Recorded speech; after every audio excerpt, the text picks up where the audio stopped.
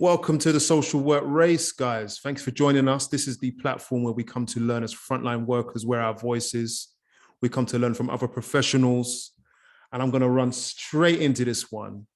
And I'm going to let someone who I met on LinkedIn, I was going to say Instagram, but it's LinkedIn, who caught up with the platform. And I appreciate that she's joining because she's got a lot to bring. Let me introduce, I'm going to allow Maz to introduce herself and what she's about, and then we're going to get straight into this self-care topic. Go ahead. Okay. Yes. Hello, everyone. I am Maz Alexander. And yes, I wear many hats. I am a social worker, an adult mental health social worker, but I'm also a mental wellbeing coach. And I'm a mother, and I'm multi-passionate. I offer bereavement support for families that are grieving. I'm also a stand-up comedian. I do many things. Thank you. I didn't know that one. I didn't know that one. Yeah, full of surprises. You are. You should put magician there as well, because you're going to pull something else out of the hat, right? Yeah. Yeah, appreciate it. So yeah, listen, it is something that I've decided that I'm really going to put a lot of promotion into social work. We need more social workers. We need good social workers. We need informed social workers.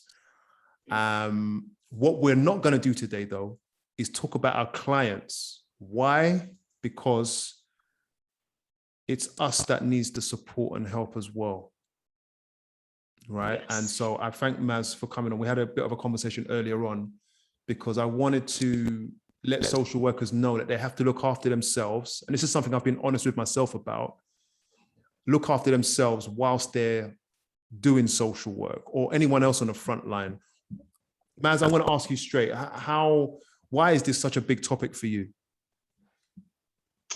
Yeah, well, apart from the fact I've been working in mental health for at least 10 years, but I've been a social worker across various sectors. And what I saw was, we're great, aren't we? We're great at looking after other people. And that's what we do for our clients. It's what we do for our families. Yeah. But I've seen lots of my colleagues, they're off, they're sick, they're stressed. And it just seems like resources for us are quite limited. Yeah, you've got HR, you could go to occupational health, you can do all those things, but the support, the real support is lacking from what I've seen. Absolutely. I would admit, I think that generally speaking, and only for maybe more time than I should boast, I can be very high functioning, stressed. And then I start to see the effects on my mind. What I decided to do was I decided to go for walks more often, because I'm a walker. I have a nice car, but I prefer to walk than drive because of the impact of the relief that I have on my mind. And I noticed that with my mind, if my mind is relieved, then my body's relieved, because they're one. What are you finding then with frontline workers, social workers in particular, when it comes to how they are managing their self-care? Well, I'll be honest with you, it's on a case-by-case basis, but generally they're not. It's worth just saying from the outset that we know when it comes to mental health, at least 1 in 4 of us will experience a mental health problem throughout our lifetimes. And we also know, and the figure's likely to be higher, Curtis, to be honest, but yeah, that's right. 1 in 6 workers, 1 in 6 frontline workers experiences conditions such as stress, anxiety, and what have you. So, and they're off work. That's costing, what is it? Something like over 17.9 million days are lost each year because of mental health challenges that workers face.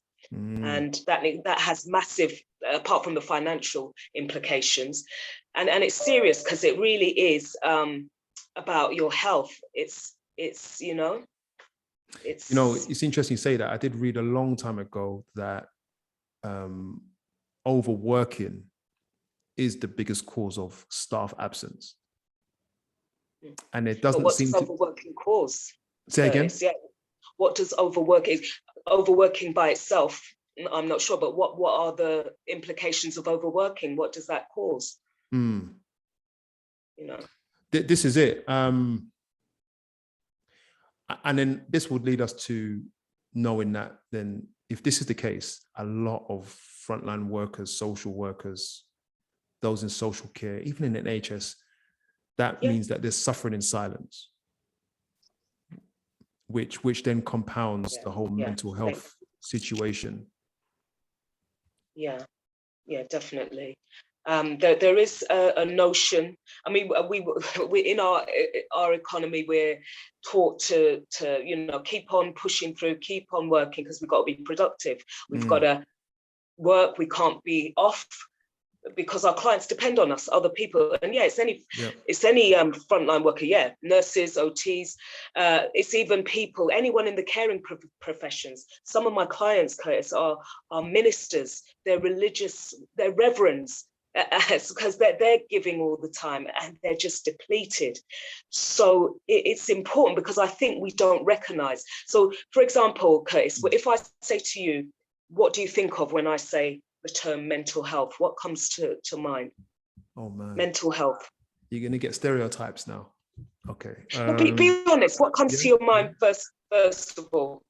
I think of people who cannot cope, people who are nervous breakdowns. I think of disability. Yeah, those three things come up to my mind straight away. Yeah, that's very honest, because a lot of people would probably share those thoughts, and that's why I run sessions on mental health awareness. We just had Mental Health Awareness Month, and those answers that you've given are very similar to what a lot of people say, and that tells me that there's still, even though we're talking about it more, we've got people like Prince Harry, and it's trendy to talk about it, but we've got much more work to do. Yeah. So just from the outset, I would say mental health. We all have mental health, by the way, in the same way we all have physical health, because we never say to someone down the road, oh, do you know what, Curtis? Bill down the road, he's got physical health, he's got physical health. We just don't say that, because health is health, and sometimes we're sick and sometimes we're not, and it fluctuates. That's why, it never stays the same, by the way. At different times in our life, it fluctuates.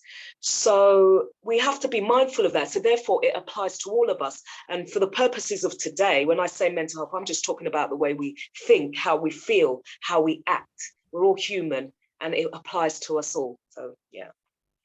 So I want you to address this, and you can address me personally if you want, or you can just address it as a scenario. But I want listeners to leave here with the realistic knowledge, ability, tools to cope better. All right. So in social work, I work in children's services. Yeah. Right. There are too many there is too much. We are carrying caseloads heavier than we should. And to be fair, at times more than what we can effectively manage. The thing is though, these are humans. We get to know them, we work with them, and we become a part of their lives sometimes. How then am I supposed to balance my workload, which needs to be managed, and maintain my own mental health? How is that possible? How do you strike that balance with us? Because you're a coach, you're a well-being coach. How would you suggest that I do that? And that's a tough question. It is, because it looks different for everyone. So I don't work in children's services, and I know my limitations. Yep. But for you, what it comes down to, and yeah, you're right, because we have a duty of care, and the job's got to get done regardless. But you see, I know, Coach, you do your job, but you work. It's not just 9 to 5. You'll work beyond the hours, and you could work from now till midnight every day for the next 40 years. Your work will never be done. Never. So there will come a time where we have to prioritize what's important to us, and it comes down to your values. It comes down to, because anytime that we're doing something that's not aligned with what who we really are. So for example, if you're a lawyer and you value honesty, you can't really represent someone who, you know the person just robbed the bank. So you can't really, if you do have to stand up in court and say, no, he's innocent, you're going to feel that cognitive dissonance, aren't you? And it's going to make you feel like rubbish, and it's going to affect your performance and all of that. And sometimes we do compromise, don't we? We're asked to do things that may seem unethical to us in social, and we're asked to make decisions, and that has a toll on us. But going back to what you were saying, I think it comes down to, and this is all part of self-care, it's about our boundaries. Because the thing is, Curtis, often when I ask people what their boundaries are, they say, oh yeah, I've got boundaries, but they don't. Because often we don't know when our boundaries have been violated until someone violates them, and we think, oh, I don't like the way that person made me feel, or the way they talk to me. I appreciate that.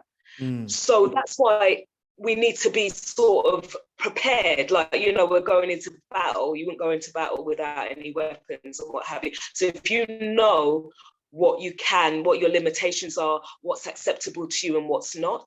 And also it's good for our clients, because if we have our boundaries, then we will also be able to show them and lead by example.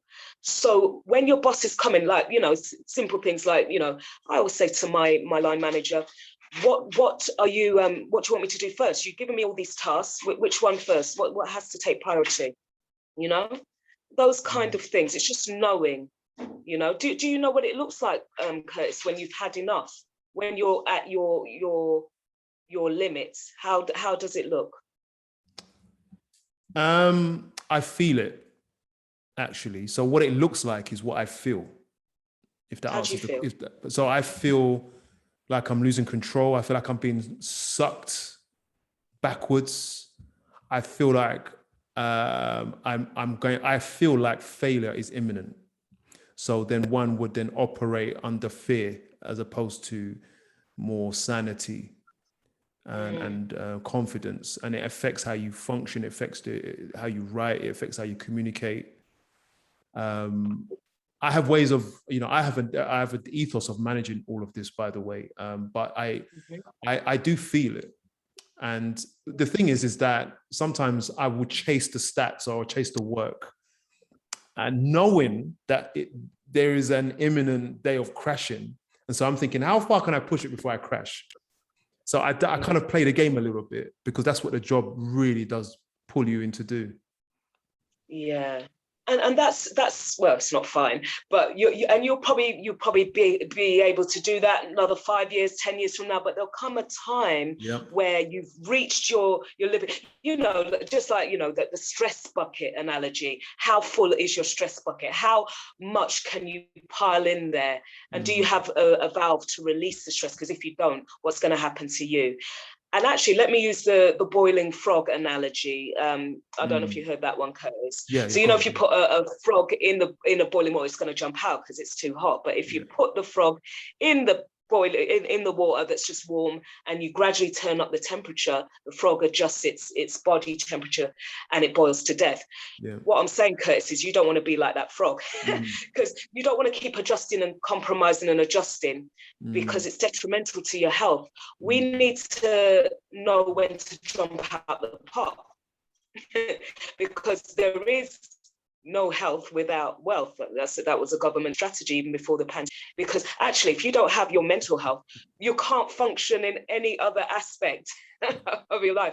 So, and that's what I saw, Curtis. I saw people, colleagues, giving 20 years of service to the NHS and local authority. And then when the organisations that stress them and cause them to be off, they'll be like, well, we didn't tell you. We just relied on your goodwill. We didn't do that to you. And I'm thinking, well, yes, you did. So, yeah, and if you notice, Curtis, the government agenda when it comes to health and well-being is very much placed on us, because obviously we're having an aging population.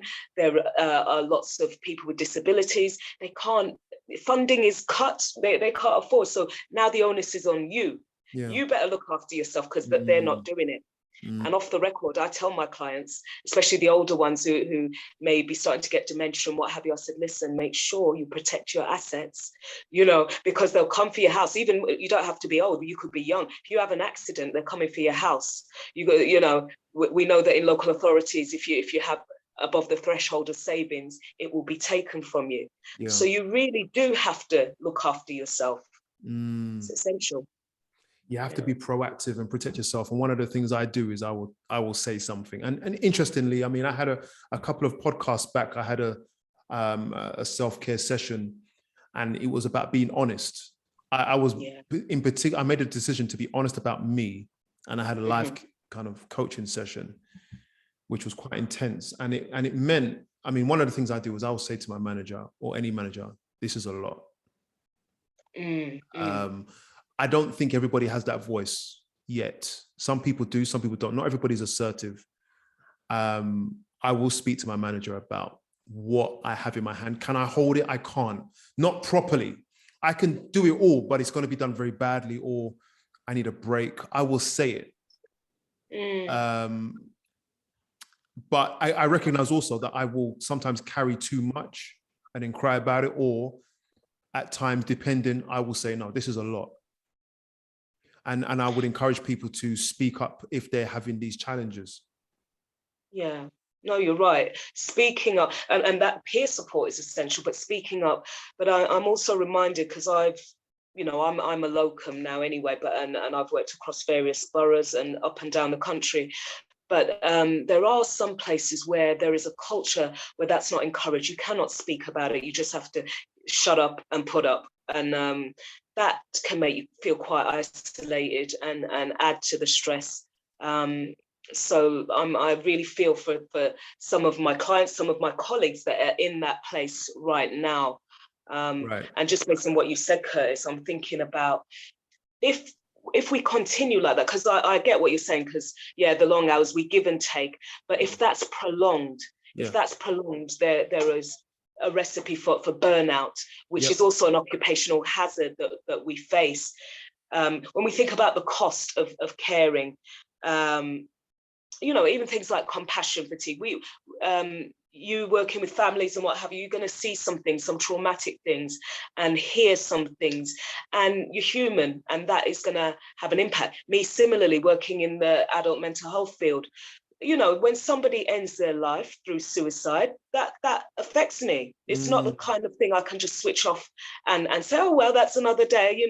It's not nice when you're up in the coroner's office. It's not nice when you have to justify and they're blaming you, or it feels that way. This is it. Because something's happened. Somebody's jumped in the Thames. Somebody's done something or attacked somebody, or there's a homicide. Because you know what it's like, Chris. The press we get in the newspaper as social workers, it's never the doctor, the policeman, and all the professionals that were involved. It's the social worker, from Victoria Climbier to Baby P and all the others. It's the social worker. So we have to kind of practice defensively all the time. And that's a lot of pressure. It's a lot of pressure. Yeah, that's right. There's so much I want to cover, and we're going to keep it real concise. Statistically, what else are we looking at for us? Because I really want people to be aware these statistics are representative of everybody. It's just where we fall in those numbers. And what other statistics would you share with us to wake us up as to where we're at with our mental health? Oh, well, there are so many, but I think one in 6 workers experiencing mental health challenges is quite high. And even going back to the 1 in 4 of the population, that's quite high. And so sometimes I don't think people respond to numbers, and they're like, oh, well, they're looking around thinking, oh, those are the other people. This is the mindset that we have. Oh, that's other people. When I sometimes do these training sessions and various other things, people say, oh yes, it's great what you're doing for those people. We need to help those people, because they perceive that mental health means that someone's running around naked in the street or talking to themselves. It's like, no, it's you, it's me. What are you? And because you don't realize, how can you protect yourself if you don't realize that you are impacted? Now, as I stated earlier, burnout, compassion fatigue, All these things are occupational hazards. You cannot work in the industry and not be affected and infected too in certain ways by the toxic culture. But for example, people who experience burnout tend to be people, and sorry if this is you, it was me one time because I experienced it. They don't tend to delegate. They work longer hours, don't know how to say no, or they bottle up their feelings. Yep. They procrastinate, and I do this, procrastinate, they avoid, or some of us are just perfectionists. We as social workers naturally take on social justice issues, but the fact that we don't talk about it, and that is a recipe for burnout. So that when you're off sick and you wonder why, there's warning signs all along. Okay, let me tell you that you wouldn't drive your car, Curtis, would you, without putting fuel in the car, would you? Servicing it, you know. Yeah, you take it for your annual MOT, isn't it? Yeah. Because you don't want no trouble. You want to be able to drive, and we need to do a similar thing with our minds. We need an overhaul. And yeah, we've got family and friends and peers, but sometimes we need a bit more, because actually it might not be fair to burden them with all of that. Wow. Because because family and friends, they're not our therapists, they're not our coaches, they're not designed, even if they're in the profession, to carry that weight. And peer support is great and all of those things, but when you're dealing with trauma and things like that, you might just need a bit more. So you know your limits. Just be aware. It's all about self-awareness, you know. Do you know what? As social workers, we're just not. Do you know what? I'm so glad you're saying it. And that's why I created this platform for social workers to voice up. And if we're just talking, great. However, I'm glad you reached out, because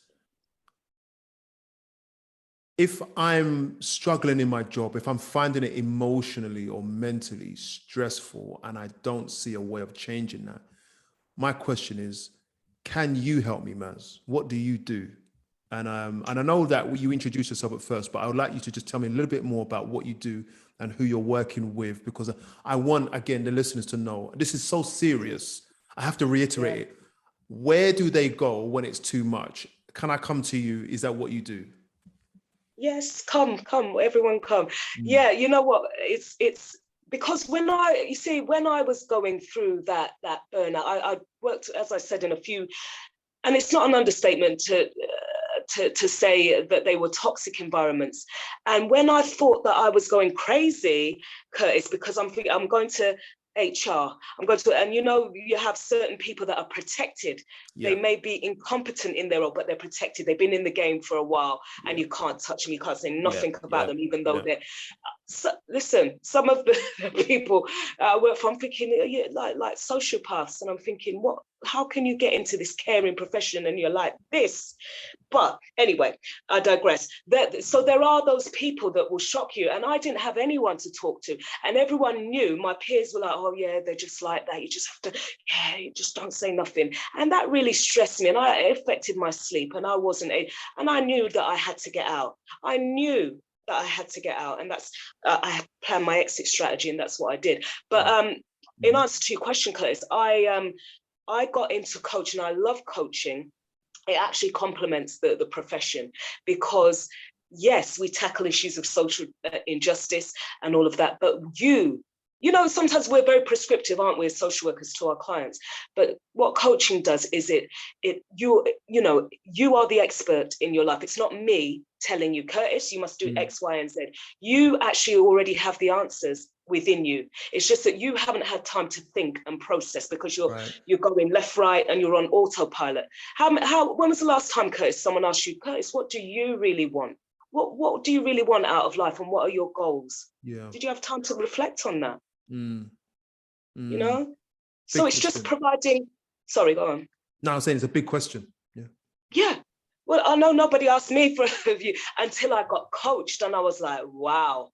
So then I went on to train, and I was like, yeah, that's amazing. This is what people need. In fact, everybody needs a coach. I've got a business coach. I've had therapists, and it's just because we're carrying stuff we don't even know about.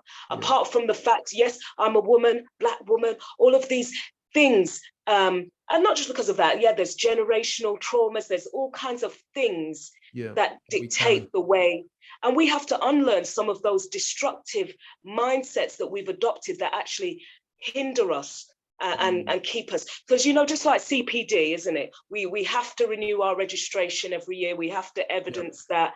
Why don't we do that, not just professionally, but personally? We need to work on ourselves. You don't just stop learning at the point you finish your university. So what I'm saying, Curtis, in a roundabout way, we have to invest in ourselves, because actually what you think about yourself is key. What you think about yourself, because it doesn't matter what anyone else thinks about you. If you feel, you know, a certain way inside, that will be reflected in the way you interact. We're good at providing for our children, aren't we? And we let everyone have this, and, you know, but we don't give ourselves the best. And why is that? And that's the kind of conversations I have with my clients. So yeah, people can come in a non-judgmental environment and talk about all these kind of issues. And for the ladies, it's the kind of things that they seem to get is imposter syndrome, people who are procrastinators, people who are just burnt out, various people who are having issues within the workplace. And yeah, you can come, because what I found, I couldn't go to HR because they're connected. Sometimes you need someone neutral who I know that. It's true. So yeah, that's why having, it could be a coach, it could be a mentor. If you've got a good person who's detached from your workplace, speak to them. But the problem is that we don't, we hear this all the time, and it's preached all the time, but we don't do it. And I must admit, Curtis, I didn't do it a few years ago because I felt ashamed.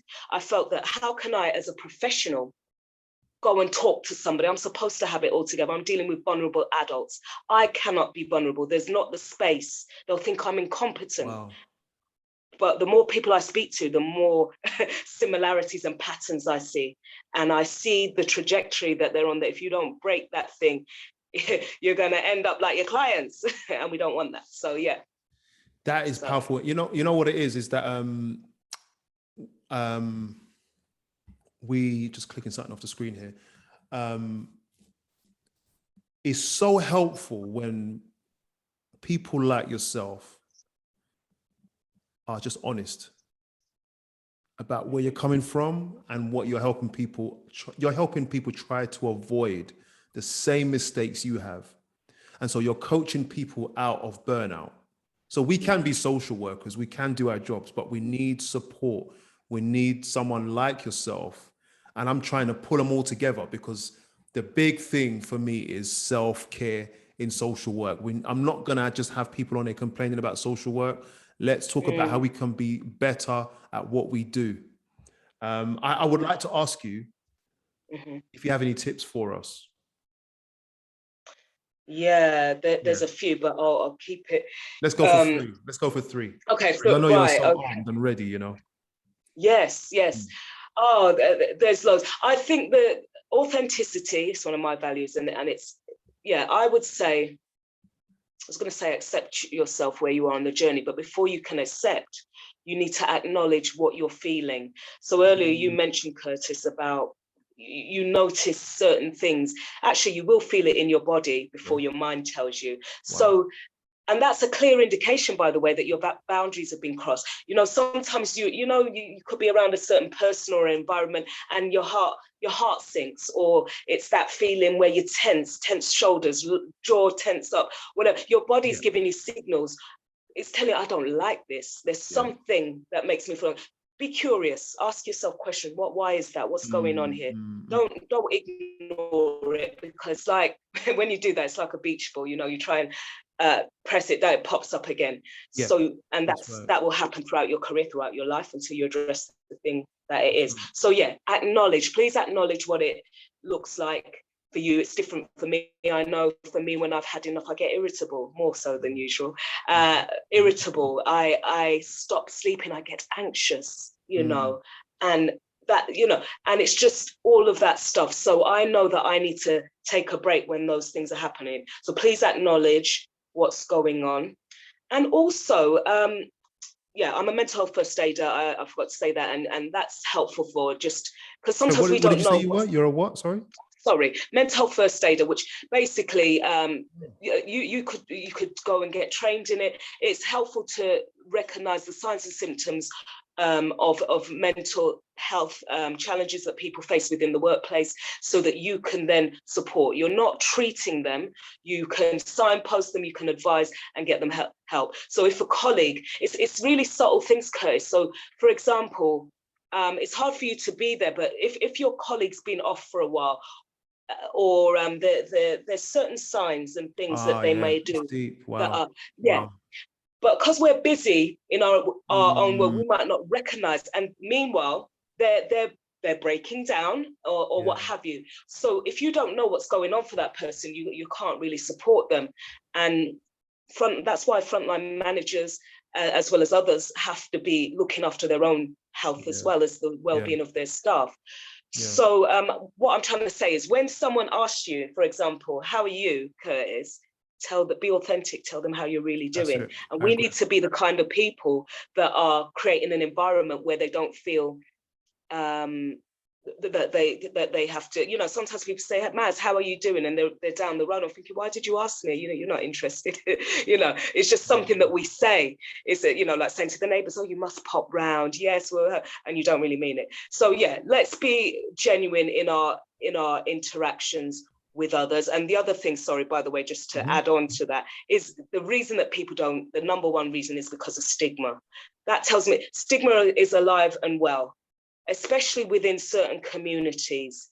I see within mental health, people get told, don't go and talk to that doctor, don't take medication, don't do this, all things that are detrimental and delay a person's recovery. So so that's what's that, 2, 3. And I was going to say self-care, by the way, is an all-encompassing term, but I'm not talking, because people often think, oh, yeah, I'm going to go out for champagne and lobster. That's nice. You can do that. Those are all the external things. Get your hair done, get the nails done. Yeah, great. But it's not self-care as such. Self-care actually can be quite messy. It can be you letting go of toxic environments, of people. Some of those people might be your family members, because every time you get round Uncle Bill, he's just putting you down. So you're never any good. You think you're high and mighty because you're a social worker. Well, why don't you be like the rest of them? It might be just limiting your time with negative influences. It might be going to therapy because of those things that you can't get over when you were a child. And it's those kind of things that are often the hardest to do, that we don't want to do, and we say, oh, that's really what self-care is about. But yeah, you can do all the other things. Is that something that you kind of address and deal with as well? Yes. Do we get to the core? It's not no fluffy. Let's have although like a prosecco and no, we have to get to the root, because like I said, if you don't, the thing will just manifest somewhere else and keep cropping up, and then there's no escape. And the thing is, we're picking up other people's, right, which is what we're paid to do. We're happy to do it, but we're picking it up. We have to recognize we're picking it up. How can we do it? And I'll tell you what, we've got 3 minutes left, right? Quick. You are loading us up, and I'm like, Maz, there has to be a part 2. What are you saying? Yeah, happy to do that. It's a big topic, but I want people to know, listen, don't suffer in silence. And just finally, listen, life has to have meaning. Please engage. We tell our clients this all the time, but you need to engage in meaningful activities. So whatever it is, so like I said, I do comedy. That's my therapy. When I go on the stage and talk about my life, my dating life, all of that, and people are laughing at my life, and they're like, oh, that's hilarious. I said, no, it's the truth. It's my life. So whatever you do, whether it's you like to sing, you like to run, cook, whatever it is, please find something that gives you meaning. And even if you spend half an hour each week, please do it, because otherwise, what's the point? And make sure it aligns with your values. There's so many other tips, but what I would recommend is I'm offering, so for the first 10 of your viewers or whatever, I can provide a free consultation. Just chat. You could just chat with me and see if we're a good fit and see how I can help you. That's it. That's amazing. Where can we find you, please? Yeah, I'm going to give you you can go to my website. You can find me on Maz Alexander on LinkedIn. And I'm going to give you the link to my consultation booking, and feel free, you can book on that. and just have a chat and see how we can. I'm going to put the link in the description, and I'm guessing, I mean, we feel the fire. We want you back on. I do anyway. In fact, I'm going to demand it, to be honest with you, to say you have to be back, you know, and maybe, I don't know if you ever give us a free comedy show as well, but actually, you know, but I really appreciate it. It was fire. It was, it's hot stuff. And I think you've woken us up. Let's do this. So guys, look, I want to thank you, Maz, for coming on. Thank you for having me. Yeah, of course, absolutely. And please, guys, share and subscribe while you're helping someone. This isn't just about sharing and subscribing because you think you've heard something nice. This is actually helping someone in need. So if you are a frontline worker in any capacity or in life, social workers, definitely please hook yourselves up for a free consultation. The first 10 will get it for free. Get a consultation for free. Let me be clear before I undersell you. And I appreciate your time, guys. Thank you so much. You will hear from me soon because I've got some topics to cover. Maz, again, thank you so much. Thank you. We'll see you guys soon. Take care.